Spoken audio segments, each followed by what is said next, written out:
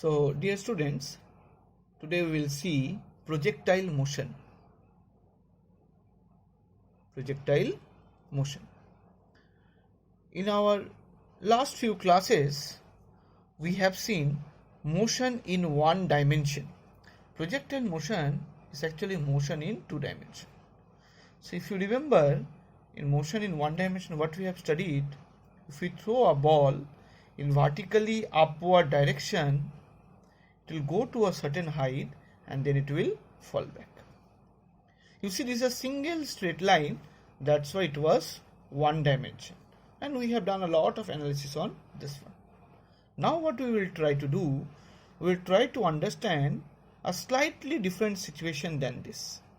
Like, if you throw a ball to your friend, you have given a catch and your friend has took that catch and you have thrown at certain angle like this with some velocity, let it be u meter per second. So you see, the ball has traveled a path like this. Such path we call as parabolic path. And if you observe carefully, there are two directions over here. Like, the ball has went to some height, you see over here, and as well as he has traveled in the x direction. So this is your x direction and this is your y direction. That's why such motion we call as motion in 2D. Basically, projectile motion is two-dimensional motion and the path followed by the particle is a parabolic path. Parabolic path, that means equal to one part is horizontal and the other one is vertical. So we have two paths, horizontal path and vertical path. Now after these two paths, horizontal path and vertical path, let's try to, if we try to write the definition of projectile motion, we will write like this. Any particle which is thrown, you can write this one, any particle which is thrown into space of air such that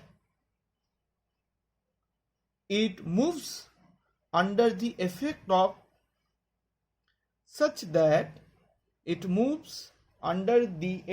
of gravity is called projectile motion. It's called projectile motion. That's okay, we went to the definition, but let us understand what that is. We have two motion and this is under a constant acceleration. This velocity is under a constant acceleration. What kind of acceleration this is?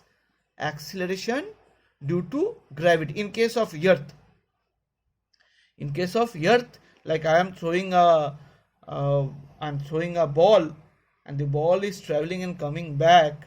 In this situation, you see the Earth's gravity is acting vertically downward at each and every point. Okay. Now it is not necessary that always it will be gravity. You can throw such situation, you will see in your exam, and in class 12 we will learn about electrostatic field. So the situation is, if it is a motion under constant acceleration, okay, if it is a motion under constant acceleration, then also projectile motion is possible. Later on we will go into those complexities, but for the time being we try to understand a case where we are throwing the ball under the influence of Earth's gravity. So gravity will be acting in this direction. As a result, say you have thrown this velocity v with u and it is coming back. Let's analyze this one. The point from where you will project the body or the particle, this point is called your point of projection. This is your x-axis, this is your y-axis. Say you have thrown with velocity u, then if this angle is theta, then this is u cos theta, and is going in x direction. This is your x direction, and this is your u sin theta. This point is called point of projection. Point of projection. This height is the maximum height attained. This is your h max. maximum height attained, and this distance, horizontal distance, is called your range. These are few terms which we will see throughout the projectile motion. This angle theta is your angle of projection. This angle theta is your angle of projection.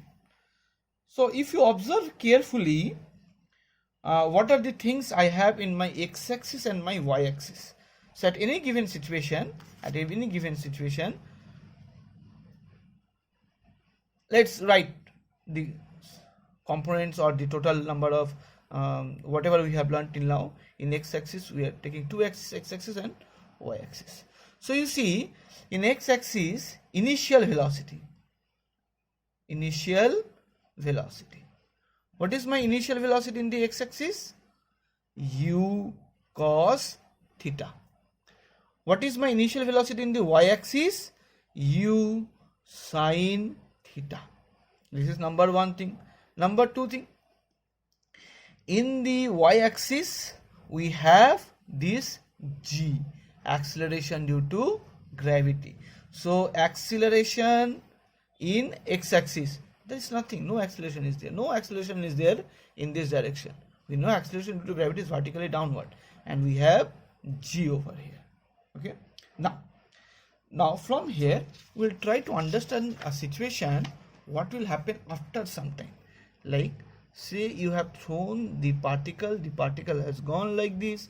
This is your u, this position is u cos theta, and this side is your u sin theta. Up to this we have understood. Now let it went to this position. At this position also, velocity will be perpendicular to this one or tangent to this circle.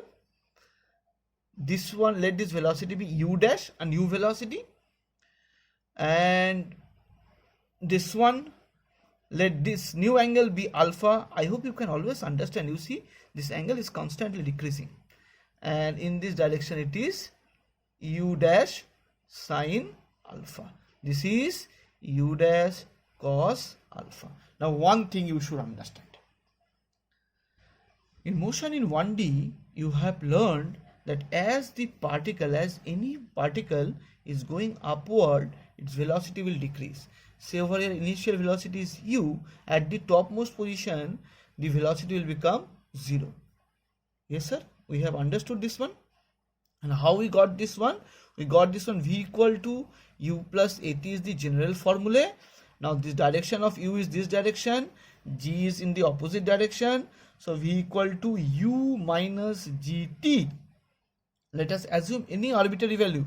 Let u equal to 20 and g let us take as 10. So you see, at t equal to 0, this will be 20 meter per second only, but at t equal to 2 second, if we put t equal to 2, v equal to 0.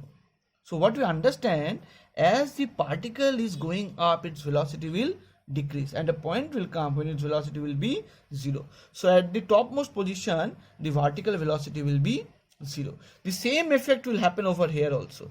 So you see, if I try to find what is this u dash sin alpha, just using this one, you see final velocity is over here is u dash sin alpha. This u is u sin theta minus same thing g into t. And what about your horizontal portion? You see, from work energy theorem, later on we will understand that if displacement and force, they are perpendicular to each other, then obviously work done will be equal to 0. In your junior classes you have learned F dot S, and now work done equal to F dot S, where this Fs cos theta. So if angle is 90 degree, this will result in a 0. Work done equal to 0. And in the next chapter we will learn work done from work energy theorem, work done equal to change in kinetic energy. Now if work done equal to 0, obviously change in kinetic energy will be equal to 0. And what is your kinetic energy? Change in kinetic energy? final kinetic energy minus initial kinetic energy. So both of them will be same. That means Vf equal to Vi. That means there will be no change in velocity. Now this concept I have to apply over here. This is the direction of velocity, also means this is the direction of displacement also. This is the direction of your horizontal displacement. And how is your G acting? G is acting vertically downward at every position.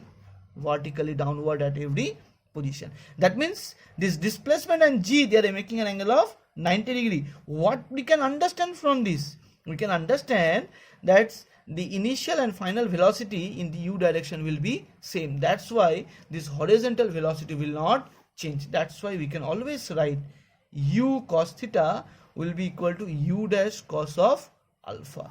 These are two important things that we should understand, that in the horizontal direction velocity will never change, whereas in vertical direction velocity will change. And in the topmost position, what will happen?